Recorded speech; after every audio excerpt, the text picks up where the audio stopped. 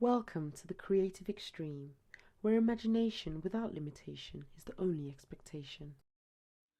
Welcome, everyone, back to another episode of the Abbott and the Artista. I am Christopher Ikpo, aka the Artista, with Stefan Thomas, aka the Abbott. What's not, up? not much, man. Happy Martin Luther King Jr. Day today. Happy MLK Day. Special MLK edition of the pod for everybody. We're going to be getting into a storyline led by the brother behind me. So, righteous brother to righteous brother taking on evil and tyranny and injustice and everything like that. But yeah, man, same day, same grind, man. How you been? I'm good, good. Had a little bit of a over the weekend was had a little bit of a cold and had some slight car issues. Was driving down from Michigan and the electrical system on my car went haywire. Oh no. And yeah, and all these alerts were popping up on my dash and I had to pull over. It was like 11 o'clock at night. Yeah. Had to pull over to get off on the exit and pulled over. Car shuts down. Just is like just would not start back up. Mm. And so yeah, I had to sit out there till about 2 o'clock in the morning Oh God. in the pitch dark. And then had to get waiting for AAA. They were taking a long time. Yeah. Some complications with that happened, which I'm not going to go into. But basically, my daughter had to come pick me up and take me home. I got home around 3:45. Had to get up at about 6 o'clock to go to a training for one of my jobs. So it was a long weekend. It was a long weekend. Oh I didn't get a no. whole lot of sleep. But I got a lot of sleep last night, so I'm feeling good now. I'm feeling ready to Okay. rock and roll. So that was Okay. my weekend. That was my adventure. How was your weekend? How was Man, yours? I'm sorry to hear that, man. That feeling when those lights pop on and you don't know what's going on, it's just like, oh God, what now? Yeah, brand new car too. It's only like it's less than 2 years old. Yeah. So we took it like it got towed to the dealer, and they was like, there's probably it's a battery issue. You probably got a dud battery from the factory. We was like, Oh. they're like, well, it better be that because like this is a brand new car, like brand new, like it's brand spanking new, not like new to us. Like it's a new Yeah. car. And it's not a cheap car either. This Yeah. we're talking about we're not talking about an average ride here. So Not talking about Cole's Pacer from yeah. Martin. Right. Yeah, we're talking high end. So I'll leave Yeah. it at that. It's a car that's not supposed to be conking out on me less than 2 years into owning it. Right. So Right. Well, as long as they take care of it, as long as they do, you know what I'm saying, what they're supposed to do. Mhm. Indeed. Yeah, yeah. No, we had so we had an event for the Give and Receive, the nonprofit this weekend. The nonprofit that the Creative Extreme, sponsors and helps endorse and stuff. But it went great, went really well.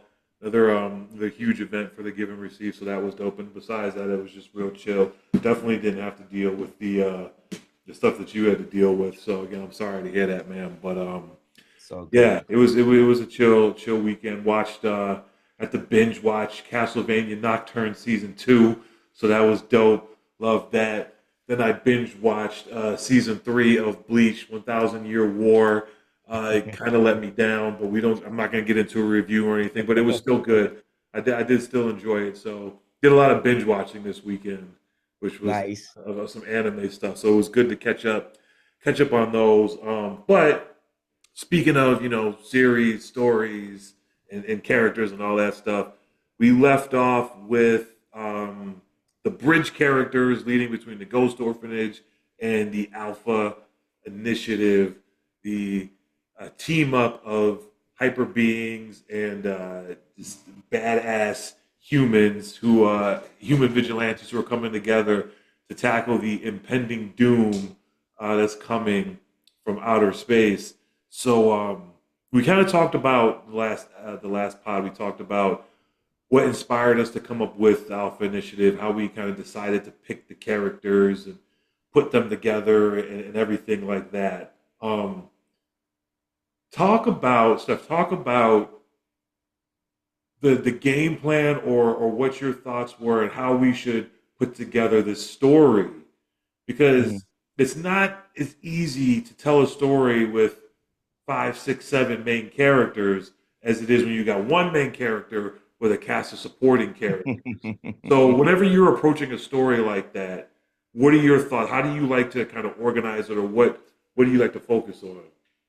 I think I am a huge proponent of simplicity creates complexity. When you have a lot of characters and you have a story that's sprawling and has a lot of tentacles to it, the best thing you can do is figure out what is the simple, most pared down um, concept of the story. What's the central idea of the story? Mhm. Because in every other character and every other aspect of the story is either a response to that central concept, a rejection of that central concept, a different point of view on that central concept, or a reinforcement of that central concept. Yeah, And so that's what makes it more simple, and that's what makes it more complex, because it starts with just a simple, good versus evil, and then how do you take each character and have them either endorse one side of that yeah, or take the central argument between that good and that evil, and what are the gray areas there? That creates gray areas. It's so easy for us to think of things as black and white, but it becomes much more complex when we start to see the gray areas. But that all comes from simplicity because if you don't know what the black is and what the white is, it's hard to create gray. And I think a lot of storytellers, when they go into telling complex stories and they want to build worlds, that's the thing that they forget. When I work with young writers, that's one of the biggest things they forget because they want to just say, oh, this is super this, and this goes like this, and this happens like this, and this character can do this, and then this character knows this character from the past, and that past character, da, da, da, and it's like we're getting like, whoa, whoa, whoa, whoa, whoa, whoa. Let's get what is the central conflict? It can be very, very simple, and then you can create complexity off of that. And that is something that we often that we, our our universe of superheroes has a very simple at the base of it is very simple, the good versus evil, of course, right? yeah, Of course we have shades of gray. We talked about that in in several episodes so far, that we like to put complexity into our characters. yeah, However, it always starts with a simple concept that we can complicate. So when we were looking at this story, there's we it comes back to, I don't know how much the story gets into it, but we decided that the central concept of our universe was going to be balance. yeah. Balance and And harmony. so balance and harmony, right? Once you have that, like everyone who's watching this, your mind can go so many different places with that, with balance. Yeah, And it's simple. That's this balance, harmony. Your mind can go so many different places. That gave us a great place to start from. And when we began to tell a story, and I'm not gonna act like we knew this from the beginning. This is something that we developed as we were going along. When we first did it, we were right. definitely like good versus evil. We didn't know what the central concept of our universe was. One of the big things we started out with was knowledge. We Yeah, wanted knowledge to literally mean power. The more knowledge you had, the more powerful you were. hmm, Well, what and knowledge can take a lot of different forms, yeah, but we literally wanted to say knowledge was power. The more you had, the more powerful you were, the more influence you had, the more resources you were able to gain. Whatever you had knowledge about, that set you apart. Again, a simple concept that's easy to complicate. yeah, And so that's, I think, generally approaching stories. And then, like I said, as we were walking through this story, we began to really kind of pin down on some things, especially when it comes to who the primary villain of this particular saga becomes, and how knowing things and being a balance. I mean, even when we start talking about, I know we're going to jump into it, but Edgar Lockhart being, one of your absolute brilliant creations, But the thing that makes him even more brilliant is like the simplicity of his sister. Like that and it immediately goes into balance and harmony just by adding that, which I don't think we were even talking about balance and harmony when we first created the story. But then Yeah. after we looked it back, we were like, oh my goodness, that's what's going that there's a lot of that in here. So I don't know. What angle do you want to start from? This was a story that was so brilliantly concepted by you. And I don't know if you want to go with what the you want to go in the backstory. Maybe let's start there. Like our central villain of this particular saga, which is one of our central villains of our entire universe, Yeah. is Edgar Lockhart, who we introduced in January. I mean, in January of the saga. I know it's actually January right now, but in January 2016, we introduced Edgar somewhere in the middle of the month, Yeah. and he was presented as, a businessman, a ruthless businessman. We at that point, I don't think we knew that he was a crazy hyper super villain, but we knew that there was something about him Yeah. that was not right. Now we're about to reveal just how diabolical he really is. Yeah. So why don't you tell us a little bit more about Edgar Lockhart and his sister? Yeah. His sister London. So as you know, like you said, he got to the top, wealthiest man in the world, right? Considered one of the most intelligent men in the world. Excuse me. Has his hand in pretty much every industry you can think of, legal and illegal, and is sitting on top of them all. But the public persona at this point, up to this point in the saga, he's the stand-up guy. He is the mega billionaire philanthropist. His companies are, leading in technology and science and discovery and helping out, and then using those things to help out mankind, right? Um, he does all of these things to put on the global persona of being a savior, a world savior in a way. When in reality, he's one of the grimiest, ruthless, most cutthroat, and diabolical people to ever exist. So you flash back to his childhood. You remember growing up in Platinum City, parents didn't have a lot of money. So him and his twin sister, London, would hit the streets and would use their fledgling hyper ability to read other people's minds to do, street tricks, street magic, if you will, and things like that to make a little extra money. They got noticed from some local organized crime people, kind of took them under their wing, and started using their powers to make the organization or the family money. So they would break off Edgar and London with a lot more money. They knew their parents. They knew they were working class. They knew they didn't really have a lot.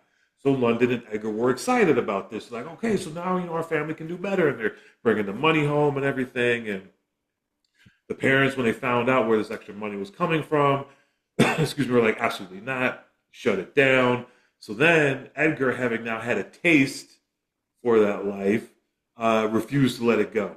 London, on the other hand, listened to her parents. It's like, no, we're not doing that anymore. Stuck to the books and everything, da. Edgar continued to get deeper into the streets, deeper into the organized crime world. And eventually his parents were like, look, we can't do this anymore.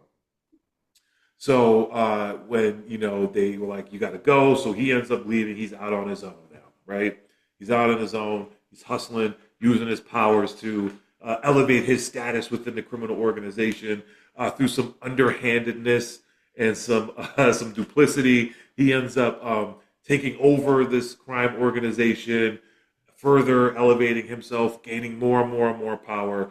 Fast forward, now he's one of the most powerful organized crime leaders in all of Platinum City, and he's able to use his intelligence along with his ability to infiltrate politics, to infiltrate corporate America. He's got the financial backing now because he has all the dirty money, and he begins laundering it through these businesses, through politics, gaining influence and gaining control in those arenas. And now he's ascending to global status of, you can't touch me, right?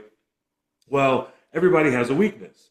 So, over those years, their parents died. London was living with, excuse me, their grandmother, who, was in Platinum City. And London, being a great student, was going to go to Platinum City University, one of the greatest universities in the whole world. Well, PCU. yeah, what were you going to say? Go ahead. No, I just said PCU, Yeah, Platinum PCU, City man. University. You're going to go to PCU. So Edgar, like I said, at the same time was ascending to the realm of he figured nobody can touch me.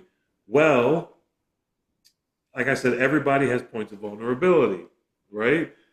London was really his only point of vulnerability. Parents were gone.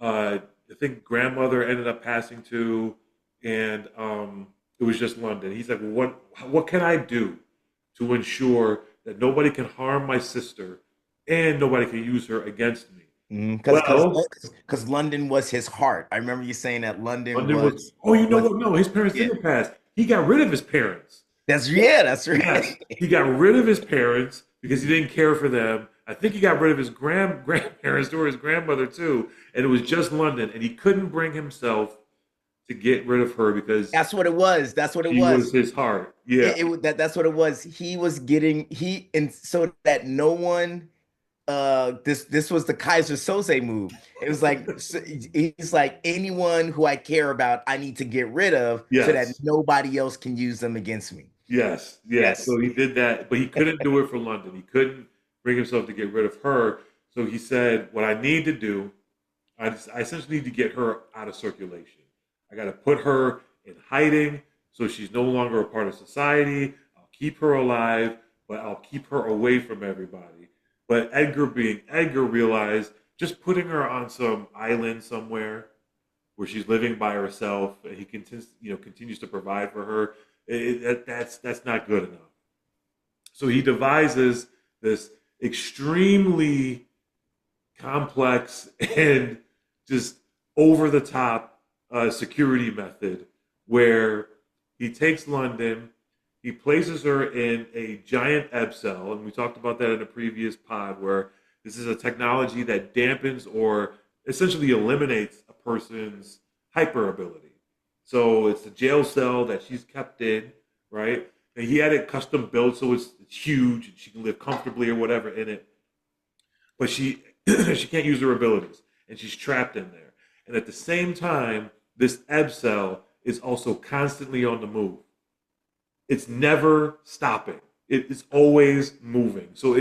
And nobody knows the location of it, where it is, except for Edgar and a very, very, very small select few trusted confidants of his. But if you want to find London, good luck because she's never in the same place for very long. She's never in the same place twice. She's always on the move. And then on top of that, the Ebb cell, right, was rigged with a failsafe or a contingency plan, if you will. If anybody tampered with the Ebb cell and tried to get in without entering the extremely complex code, whatever that they had, that you had to enter to get into the Ebb cell, she would automatically be teleported to another secret Ebb cell, right? Where then that would then start being on the move. So essentially, even if you were able to find her by blind dumb luck, and you tried to break in, she would instantaneously be teleported to the other Ebb cell. You wouldn't know where you have to start all over again. And nobody's getting that lucky twice, right?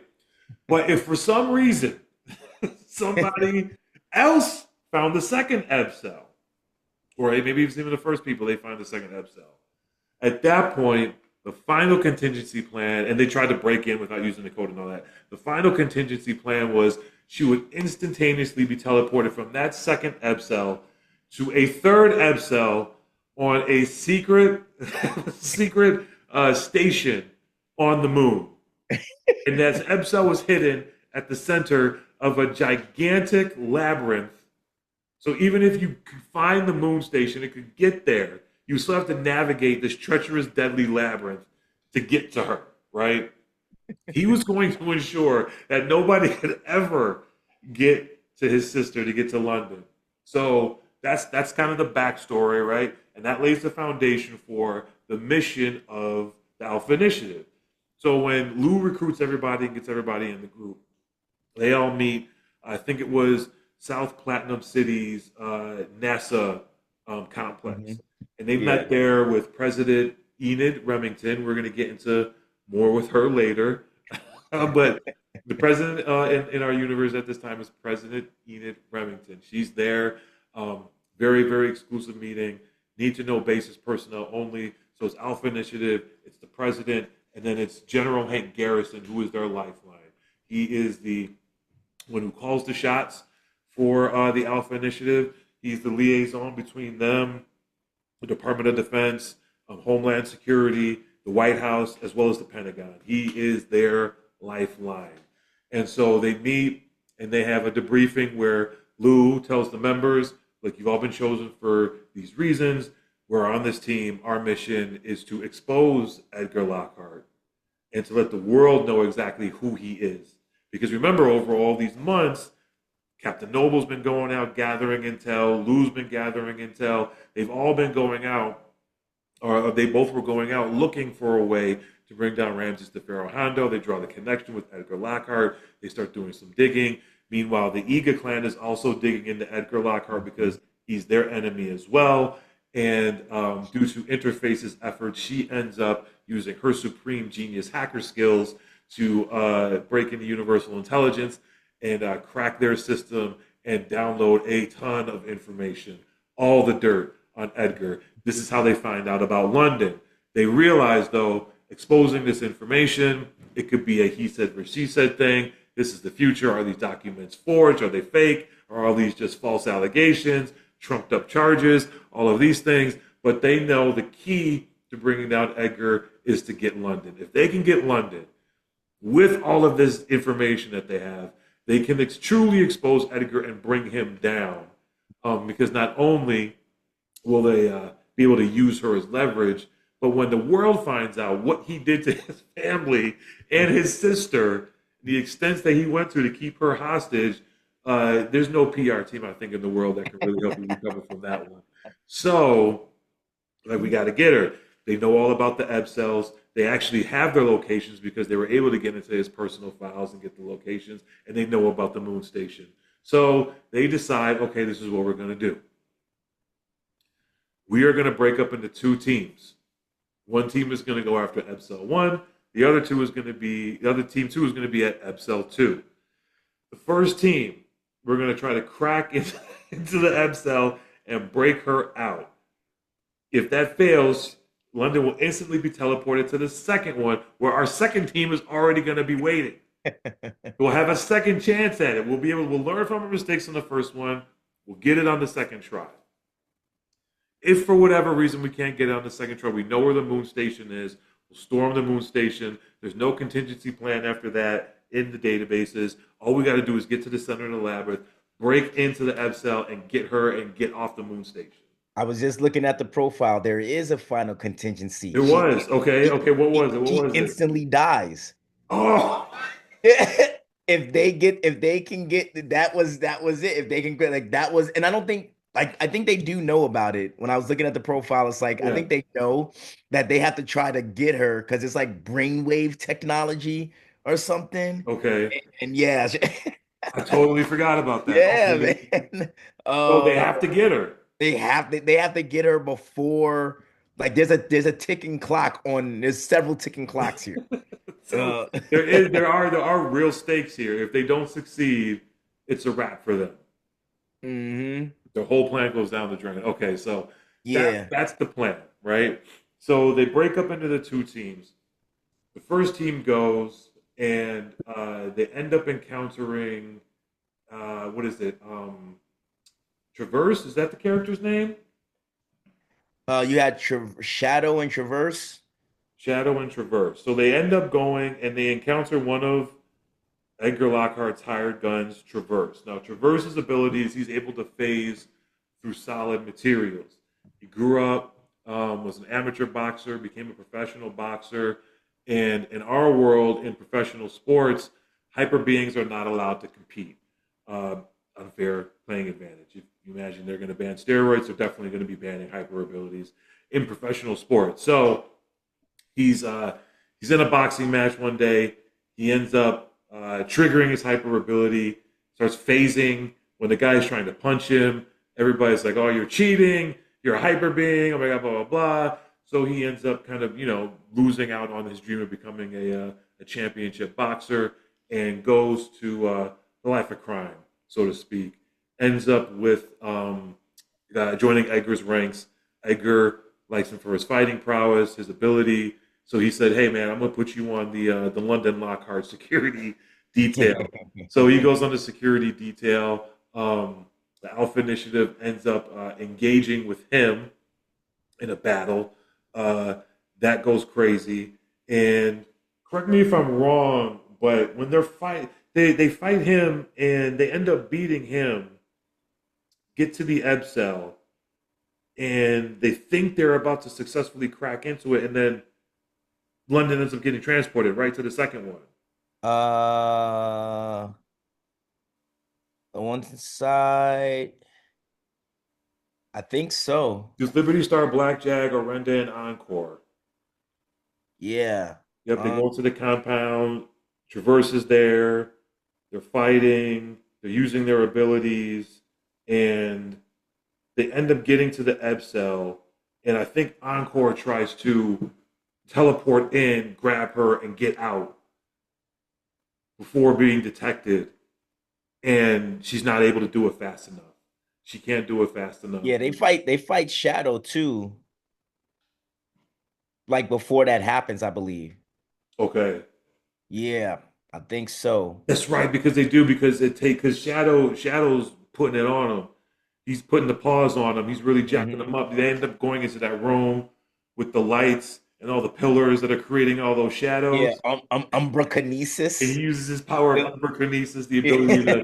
to create darkness and manipulate darkness. So he's Uh-huh. teleporting through all the shadows, popping up, putting hands on them, jumping away. They can't get a hold of him. And Encore ends up using her ability.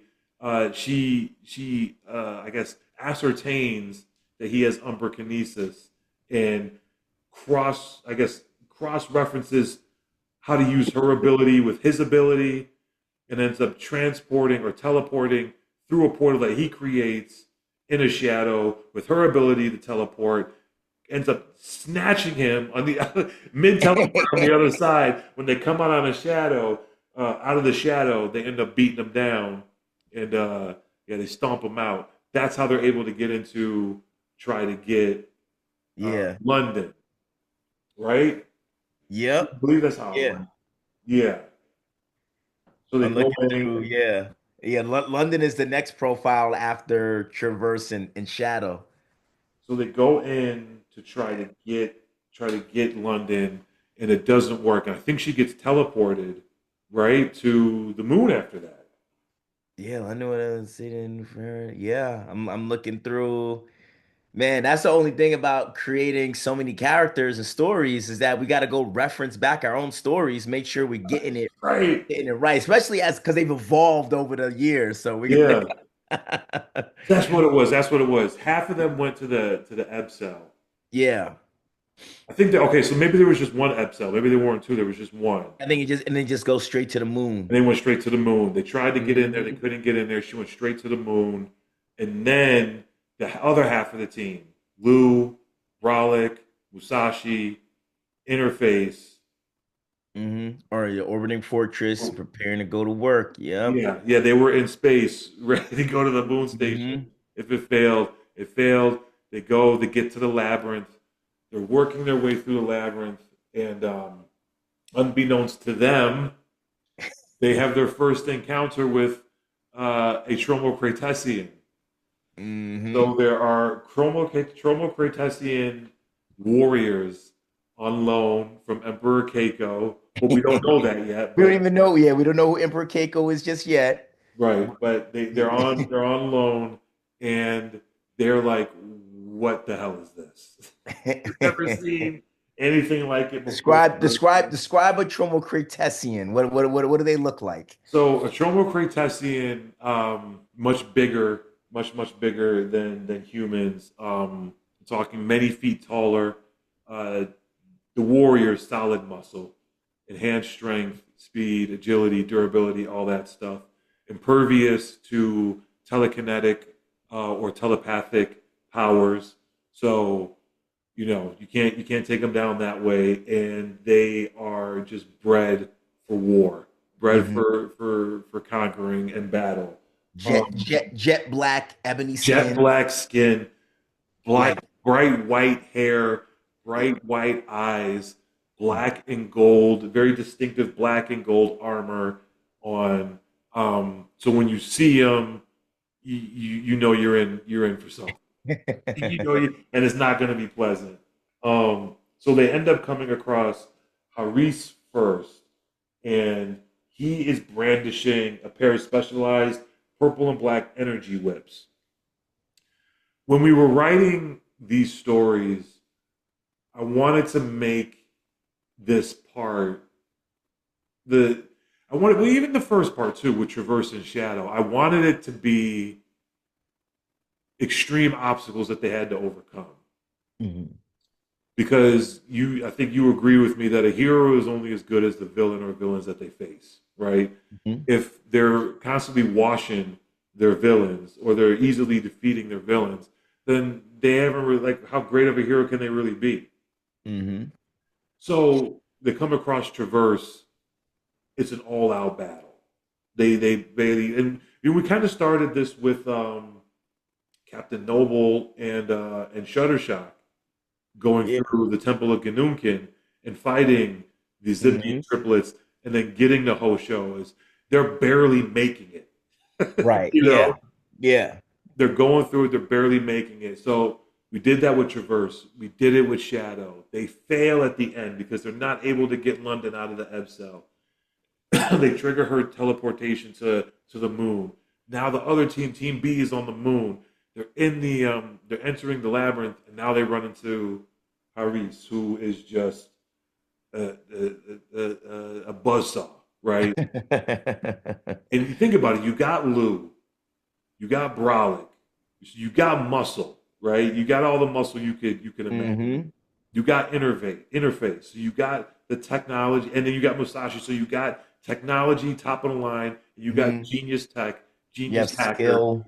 both extremely skilled Yeah. combatants and fighters with weapons and hands. Lou, same thing. Brolic, skilled fighter, just just a massive mound of punishment, Yeah. right? Coming your way with Brolic. And one singular Tromocratesian proves to be uh, the wall that they almost cannot move. They cannot bring down and get past. Um, the battle is long, it's grueling, it's bloody, but they end up working as a team to figure out a way to defeat Haris, and they do that, right? So they get through the first one. Then they end up running into Amon, who is the next Choricretian warrior hidden in the labyrinth. They end up coming into battle with him. Um, he has two giant swords made of, Tromocratesian steel, which is, I don't want to say it's like adamantium or vibranium, but it's not your normal steel, Yeah, it's right? powerful. It's very strong. Very strong, very powerful. And again, he's another Tromocratesian warrior, handpicked or handpicked to be a stalwart towards anything and anybody that is trying to work its way through this temple. They battle him, barely make it out alive. They get, further into the temple, and then they come across Masak. Masak is a third Tromocratesian warrior that they run into. Masak is, instead of brandishing an actual weapon, has Tromocratesian steel claws on his hands and on his feet, close range combat, and ends up bloodying and cutting up the entire crew, almost puts them down. They end up beating him, though, making it through the labyrinth, getting to the core or the center of the labyrinth, and they are there at the Ebb cell. However, it's not It's not. not what they think. It's not over yet, because at the center of the Ebb cell are some of London or Edgar Lockhart's closest uh, closest assassins or bodyguards, if you will, to him, the Lockhart Force, they're members of the Lockhart Force. And the first one that they encounter, his name is Doc Holliday. Doc Holliday, inspired by the real Doc Holliday, the star of the Tombstone movie. If you've ever seen Tombstone, one of my favorite movies. Um, Doc Holliday was a kid, grew up, wanted to grow up and become a dentist. However, discovered he had a hyper ability where he could magnify his vision multiple times, allowing him to see the smallest pinpoint at the furthest distance away, making him an incredibly accurate shooter. He ends up joining shooting competitions, winning them all, making a ton of money. So he abandons his dream to become a dentist, goes on to become a professional sharpshooter, does that for a while, ends up making a lot of money. At the same time, he's a bit of a playboy, right? A bit of a thrill seeker. So he ends up getting into gambling, cards, but not at the casinos, those backroom games where the big money is being spent by the most dangerous people that you could be playing poker with. He ends up winning a huge sum of money from the wrong mobsters. They don't take too kindly to it. They go after him. He's able to fend them off, hold them off, and do his own thing. But eventually he realizes that it's not going to end up well for him. No matter how good he can shoot, it's he's in a very bad spot. Long story short, he ends up being approached by Edgar Lockhart to join his Lockhart force so he could utilize his sharpshooting skills in order to be a bodyguard for him and a hitman for him. He gladly accepts because he knows Edgar can get the mobsters off his ass, and it's better to work for Edgar and be alive than to be dead and not working for anybody. So Edgar takes care of his mobster problem, brings in Doc Holliday. Doc Holliday now is at the center of the labyrinth, modified rifles with energy bullets, so it's unlimited ammo. He's letting it fly. he's going straight at the Alpha Initiative. They're bucking back, they're shooting back, and they're trying to devise a plan, figuring, well, we got to get to the EBSO. What are we going to do? All right, what are we going to do? Well, Interface, being the hacking genius that she is, she's like, just get me to the, if you could just get me to the EBSO, I got it, right? Well, there's another member of the Lockhart Force there, Chopper. Chopper is the son of a West Coast California Mexican gang leader who grew so large and so powerful in Cali, being a extension of the Mexican drug cartel bosses in Mexico, that he decides, hey man, like I'm sending all this money back, I'm paying tribute, I'm doing all this stuff, but I'm lacking in resources over here. Like, what's going on? He starts to question the bosses, question the authority. They don't take too kindly to that. They send their Sicario to go take him out. Well, when the Sicario has Chopper's dad in the crosshairs, little Chopper, he's like 4 years old, runs up to his dad, says, Daddy, Daddy, grabs his leg, so his dad smiles, bends over to pick him up. At the same time, the Sicario pulls the trigger, instead of getting his head blown off, bullet goes through his shoulder, he drops. Obviously, his gang members, they get the Sicario before he can escape. They bring him in. They do their thing in the questioning.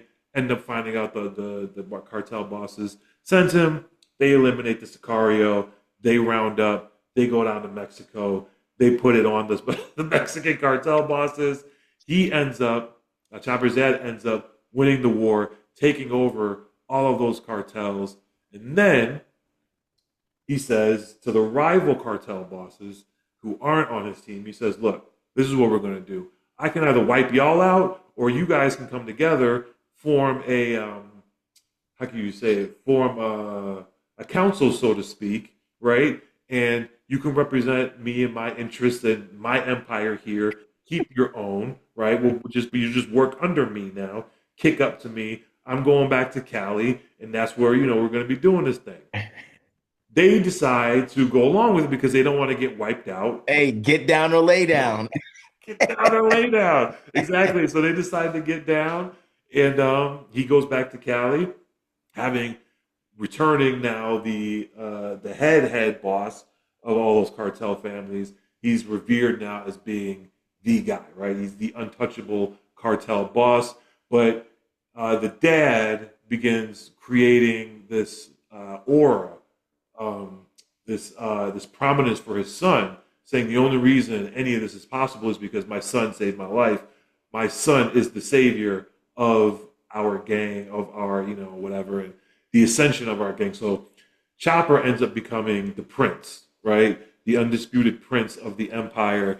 And then as he gets older, he realizes or comes to find out that he has a hyper ability.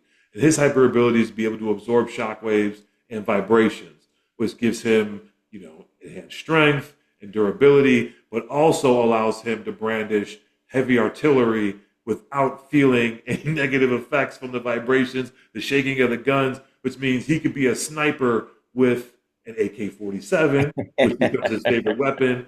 He ends up getting his signature modified AK-47s, which kind of become his thing, and becomes his dad's not only right hand, but number one muscle guy. So those two working together now end up spreading across the entire United States, pretty much running the game, becoming heavy hitters in the drug world, the criminal underworld, until they run into Edgar Lockhart. Edgar Lockhart, realizing the rise of this Mexican cartel run by Chopper and his dad, is infringing on his profits as well as his territories, declares war against them. A lot of bodies are dropped, a lot of blood is shed, but eventually Edgar's people come out on top. Edgar ends up taking over not just the territories and the stuff in Mexico, but in California, all the way east to Platinum City, all the way east to the East Coast. The last stronghold being the Mexican cartel's area within Platinum City. Edgar goes there to meet Chopper, to meet his dad, and says, "Look, I offered you guys a deal in the beginning before all this went down.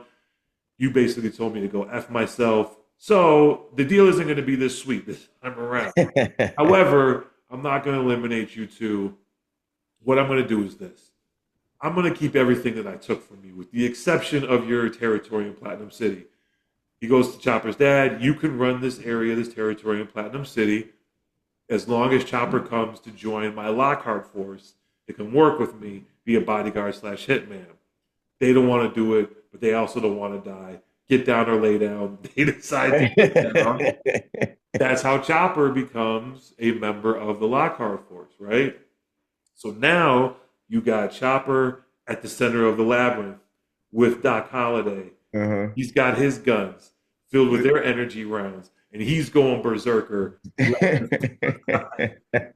was just looking at the profile too. And it looks like some of Ramses Hondo's people were there too. Some of the elite were there also. Some of the elite were there Some too. of the elite were there. Yeah, Okay, man. hold on. I gotta Yeah, refresh my memory. it's getting wild. I think Kadira. Let's see, Leland. Let's see, some Villa, including Lockhart for sharpshooter Doc. By the time they arrived, Yeah. like, yeah, man, it's getting busy.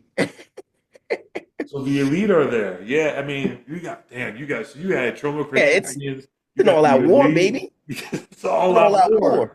And it's not a bunch of faceless. It's not a bunch of faceless mooks either. It's not a bunch of faceless henchmen, which I think we really tried to focus on doing. And I know this might play out differently when these things become movies, but for the most part, we always tried to keep it where, while yes, there's always going to be opportunities to just beat up a bunch of faceless henchmen, we wanted to keep the battles Right. between the main people, and that it would always be these really life or death struggles. Because if you're trying to fight someone, I think we had made the comment that it looked like in movies and in shows sometimes it seemed like the characters were just fighting just to be fighting. I Right. mean, yes, there was good and evil, and it was like, oh, I'm trying to get this, I'm trying to make this happen. But one of the big things about fight scenes is that they're more meaningful when they inform the story, when they Mhm. push the story forward, and not when they are just cool set pieces, to have something amazing happen, and that every fight has to tell a story. So we really try to not have as many, oh, the team of the good guys takes out 100 faceless bad guys and they look really cool doing it. You Right. know, I mean, that's great and it looks really cool, but if you could actually have it where your good guys are always going up against other skilled fighters, Yeah. that really enhances the action. It enhances Mhm. the stakes, but it also means that those characters who are battling your good guys, they're all fully formed characters also. So they're fighting for something. They have ideology, they have history, they have backstory. They're not just the Foot Clan. You know, they're Right. not, yeah. Yeah. And again, I'm not saying that there's no place for that. There's absolutely a place for that. I love the Battle of Wakanda. That's a great, it's great. I love that scene. Absolutely. But they also did a great job of building up the stakes of that scene. So it was very good. But Yeah. yeah, stakes of it and these characters so that when characters are defeated, and even when these bad guys are defeated, it's not just okay, we dispatched the bad guys, like, oh wow, they took out someone who also had aspirations and dreams and a history and family and it's Yeah. a very so Yeah. yeah, and so our Alpha Initiative did not just run into a bunch of space guards on the space station holding their guns. They Right. ran into Bunch of others. stormtroopers. Yeah, a bunch of stormtroopers, right? Right. They ran into super villains. They ran Super into other super villains. So villains. they Um, had Haris, they had Aman and Masaki, the three Tremor warriors in the labyrinth. Then they get to the center. They got Doc Holliday, they got Chopper, and then as you were saying, I saw they had Ramses Hondo was there, it's actually racist. Yeah. Ascari was there, and Kadira was there. Oh, yeah. So they're shooting at the Alpha Initiative. There's scenes where the Alpha Initiative shooting at them. Yeah. Chopper and Doc Holliday are intercepting incoming bullets with their own bullets. Yeah. So they're deflecting incoming bullets with their own bullets and shooting back, and they're trying, to get out of the way, and they're evading the bullets while Ramses and Lou face off, Hmm. which is really significant because if you know they don't know the story from before, but if you read the graphic novel, you get a glimpse into kind of the backstory behind this when they met before and what happened the first time they met, right? And then when our screenplay gets turned into a film, you're going to see what happens the second time that they meet, and then they're going to be they met for the third time here at the center of this. So this is it's a trilogy bout. It's Ali Frazier. It's Triple G and Canelo. It's a trilogy fight, Yeah. but they're battling, and then remember, Interface is down bad from the battles that they had to get there against the Troma Cortesian warriors. So I believe she works her magic, cracks the code, and is able to get into the Ebb cell to free London Lockhart. Brolic scoops up London because he's the biggest and the strongest, scoops her up. Lou's like, we out. We out, right? Musashi is fighting Ascari and Kadira 2-on-1. He ends up putting the beats on them, right? Then he goes to save Interface, which is significant because the Iga clan and Musashi hate each other. Yeah, they got beef, yeah. They got a lot of beef. Interface witnessed Musashi kill a lot of her ninja companions over the years. However, coming together on this mission, they kind of got close. A little bit of that romantic flavor in there, a little bit that mutual respect as warriors, kind of bleeding into maybe a little something else. Little But Romeo and Musashi ends Juliet. up being the one. Yeah, Romeo and Juliet. Musashi ends up being the one to get her and to start carrying her to safety after she, performed a miracle of cracking the Ebb cell. Lou ends up battling Ramses, busting him up, ruining his armor. His armor starts to malfunction. Ramses gets pissed, rips off his armor, right? So he can regain his function of his arms and stuff. But by that time, Lou gave the order, we out. Brolic's running through the lab with London in tow. Musashi's got Interface in tow. And Lou and who else is there? Lou. I think that's it, right? Yeah, and then Lou, and Yeah. then he's out. So they're running. Ramses, Ascari, Kadira, Chopper, and Doc Holliday are hot on their tail. They're running through the labyrinth. Da da da da. Meanwhile, right when they're about to get to the entrance to make the final sprint back to their ship to go back to Earth, something cataclysmic happens. London Lockhart ends up waking up. Now, a little bit of the backstory with London. When London and why this is significant. So when London was in the Ebb cell for decades, she was in there by herself. The only person she had really to talk to or to commune with was herself. She wasn't able to use her ability to read anybody else's mind or to communicate with anybody else outside of the Ebb cell because it was dampening her powers. However, she was able to. She figured out how to focus her powers inwards and use her powers within her own brain. This, unbeknownst to her, exponentially magnified her power on a constant, because it was just on a constant loop. Imagine if you were able to just not like just, if you were able to just bench press nonstop without any Mhm. fatigue, Right. without any injury, without any, and your muscle just continued to get stronger and stronger Mhm. and stronger and Right. stronger. This is what she was doing with her brain, Yeah. cycling her own telepathic ability for decades internally within her own brain, right? It's like recharging a battery over and over again, except for it just the charge just keeps getting Keeps more getting and more and more more. powerful, Yeah. stronger and stronger and stronger and stronger. So when they broke her out of the Ebb cell, right, she was unconscious. By the time they get to the opening of the entrance and she awakens, not only does London Lockhart awaken, but her newly increased, exponentially magnified powers awaken.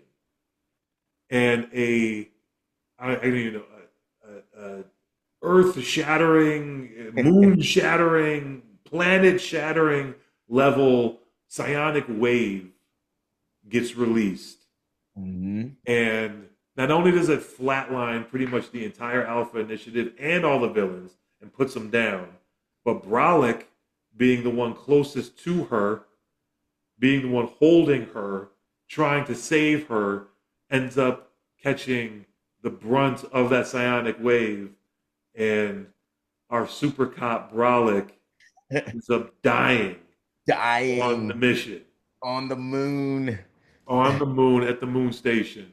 Now, I want Yeah. to stop there because we've had we had a January, right? Fuji ends up getting killed by Musashi Uh-huh. Yep. early on. Mhm. So we showed early we're not afraid to kill characters, right? In Mhm. major moments of major storylines. Um, but I wrote that death scene, right? That those are my characters that I kind of come up with for the story, and so it's one thing when you're killing off your own characters, but I remember coming to you and saying, "Are you cool with Brolic dying in this storyline to serve the story and help make it more impactful?" Do you remember that? Yeah. Talk about that. You because Brolic was a brainchild of yours. It was a I character of mean, yours. like you said, it served the story. You know me, like I wrote an entire screenplay that was pretty much. I'm not going to use the term. That's a bad term. But I wrote a screenplay that was pretty much a bloodbath of Hero. Right. This Oh and this was yeah, before I even knew anything about comics like Invincible or The Boys. This was years before that stuff even yeah, came out. yeah. Right. So we were never like, and nowadays it's a little bit more trendy to just start, flying off at the handle and taking characters out. Which is cool. I'm glad that storytellers are brave enough to do it in the right situation. Sometimes it gets a little over the top, of course, but we've never really been afraid. Like you said, it served the story, and I think symbolically, and I don't even know if I was thinking about it at this time, but I think symbolically, when you kill or when a character who kind of stands for like security and protection. Not, I mean, all heroes protect and serve, but the Yeah. police officer, and in our world, many of the same complications and issues with police officers and law enforcement and police brutality and all of those different things that exist in our world too, and we Yep. tackle those, and we want to dive so much more into the sides of that argument Yeah. that are out there, but on the I don't want to say the surface level, but on a couple of different levels, when you kill off the character who he's impervious for one thing, so Okay. he's literally represents this wall of a character. He represents this rock of a character, as well as a character who stands for, in this situation, like I said, security, protect, serve, et cetera, et cetera. When that's the character who goes down in this situation, that hits different, right? Hmm. It hits in a way where it's like, oh man, like our biggest, most pound for pound strongest character, Yeah. and the character who stands for protection, like our shield, literally our shield was knocked down. It's Yeah. done. It's like, and not only that, but London was in a cell. She was in a cell, and it was the police officer who dies. Like there's this symbolism going on all levels there. But yeah, it was one of those things where it's like, all right, well, if we're gonna do it, we're gonna do it as long as we stay consistent in that. Where when it Yeah. calls for it, it happens. I think the big thing that we kept saying is that we're confident in our abilities to continue creating characters, Hmm. that we don't have to hold on to characters when they're not supposed to be held on to.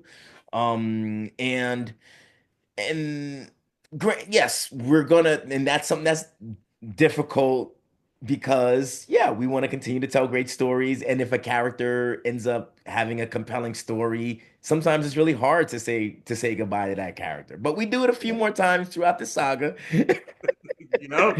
We do it a few more times throughout the saga, and when we begin getting those movies made, I was just about to say, we were talking about the Alpha Initiative Zero, or the Alpha Initiative Bonds short film that is on the verge of coming out and being premiered.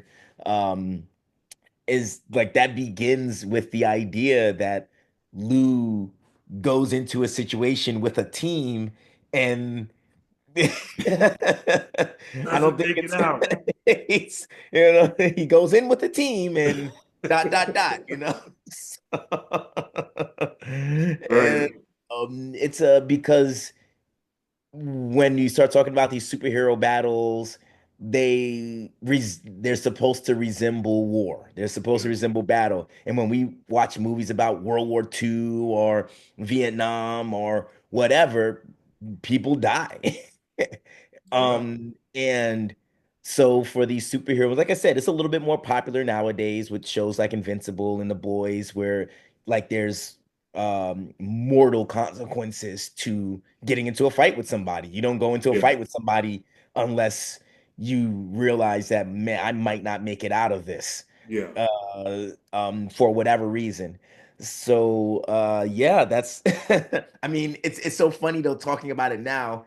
We did this in 2016, and it's 2025. We're looking back on it, and I'm sure that I'm talking about it differently today than if we would have had this same conversation Yeah. 5 years ago, just because of things. But that's the joy of creating. That's the joy of storytelling, and that's the joy of developing characters and seeing how they evolve over time, and then looking back at them, especially since it's so cool that we have all these years to look back at them as we created them and as they've evolved over time, and it's still just the beginning. Like we are, I mean, for the 27 people who are going to watch this, stay tuned. We are like literally on the verge right now of exploding in a wild way, where Yeah. these characters are going to get whole new lives, and a lot of people who've never met them before are going to meet them. So anyway, I had to plug us for just a second, Yeah.